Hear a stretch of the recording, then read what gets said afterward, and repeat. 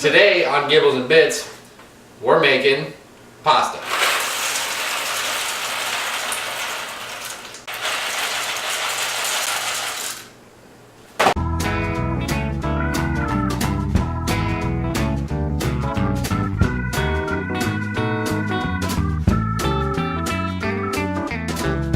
Tomato. Alright, we're gonna need some diced tomatoes. I already dug into this one earlier. Easiest way to dice a tomato is to take a knife and dice it up. Cut it into slices, stack those slices on top of each other, a quarter turn. You got yourself diced tomatoes. Because believe it or not, most people don't know how to hold a knife. There is one good way to hold a knife, in my opinion, and it's like this.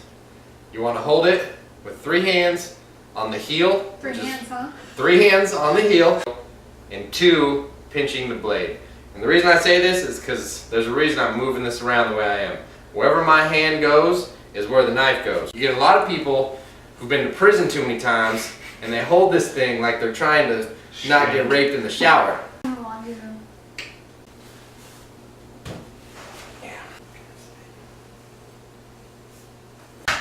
Today on Gibbles and Bits, we're making mustaches. Chicken.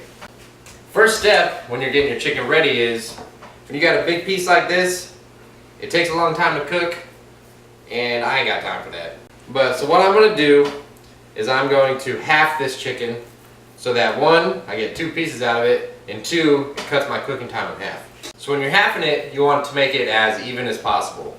So what I'm going to do is I'm going to take my chicken, find out where my center of chickenness is. You're going to lay your hand, it kind of helps you guide, on the chicken breast, and you're going to cut as flat as you can with that pinch technique down the chicken breast itself. The easiest way to do this is along the side of your cutting board. Alright, now that we got our chicken on the side of the counter, we're going to cut it down. So you just take it nice and easy. Cut it down. And just like that, just like that, you got 2 perfectly even chicken breasts out of 1. Now that we got our chickens cut in half, it's time that I put a little breading on them. Breading a chicken is a lot like life. It comes with a lot of twists and turns, ups and downs, but at the end of it, we're all covered, comfortable, and cooked. Mid-sentence beer break. What I got is over-the-counter breadcrumbs. I could make my own, but that's another show. A nice light coating over all my chicken. Go like that a little bit on one side, flip it over. Nice even coating, and just give it a little pat. You know, let it know you care. You haven't forgotten about it. Just had a rough day. Now it's time to cook. Anytime you touch chicken, you gotta wash your hands. Because on Gibbles and Bits, hygiene is important. You want to grab your favorite skillet, put your heat on medium, and put a little oil in there. You heat up your skillet, swish it around your oil a little bit, so you want every bit covered. Then once that sucker's hot, you want to add your chicken.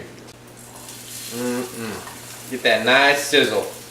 You want to spread out your chicken so that it's not overcrowding the pan, because if you do that, it's just bad. Like as I cook this chicken, it makes me think of life and its many hurdles. After you got a nice crisp on one side, it's time to flip them.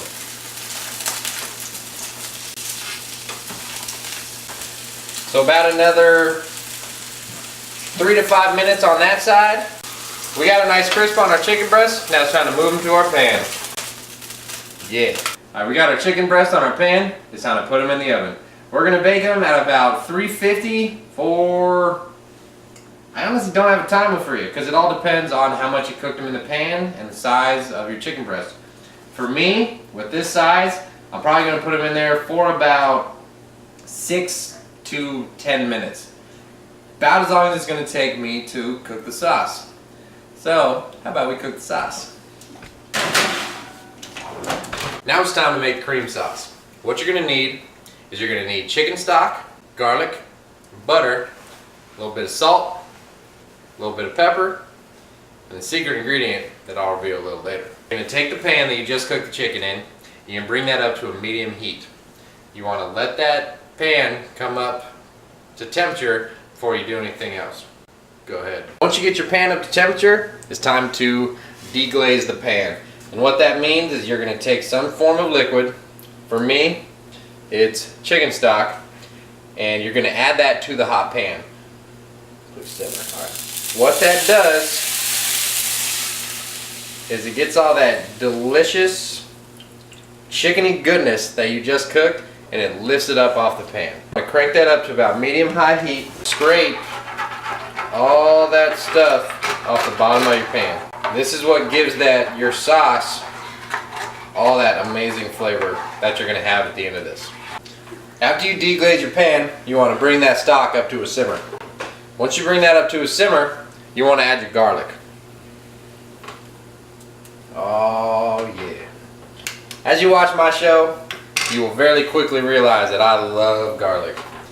And if you don't, I don't want you watching my videos. Just kidding. You're going to want to add a lot of garlic. YouTube, I love you, but I don't measure. I try my best, promise.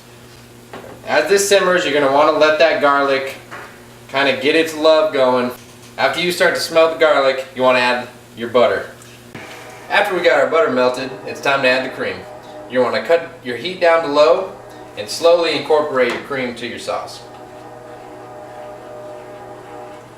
You're going to want to add about 2 cups of cream to your sauce. About 3 cups of cream. You want to crank it up to about medium-high heat, and you want to bring it to a simmer. It's like we're cooking in a cave. What do you mean? So dark. Cooking with Osama bin Laden. It's not even dark with me. Today on GibblesNBits, we're in a cave. Leroy Jenkins!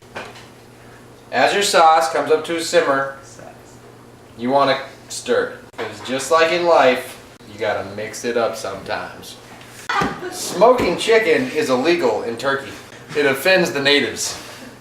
After our sauce has thickened up a little bit, it's time to add the secret ingredient, chopped tomatoes. At the very end, right before you're about to serve, you want to add these tomatoes. As these tomatoes heat up a little bit, they're going to release their natural sugars and add just an awesome, subtle flavor to the sauce. We got our bow tie pasta, we got our cooked chicken, we got our delicious sauce. It's time to plate. For the best presentation, I recommend the butterfly. Why it's called the butterfly? It's not. I just wanted to call it the butterfly. Get your bed of pasta, you lay out your chicken on top of it, and then you spoon on your sauce. Our sauce is nice and cooked. Now let's hurry up and put it on our pasta so we can eat it. A little bit of a spoonful across your chicken. And if you're like me, you want to. And there you have it. You got your very own chicken garlic cream sauce pasta. So have somebody over and dress to impress. And like always, I'm GibblesNBits, and this was pasta. See you next time.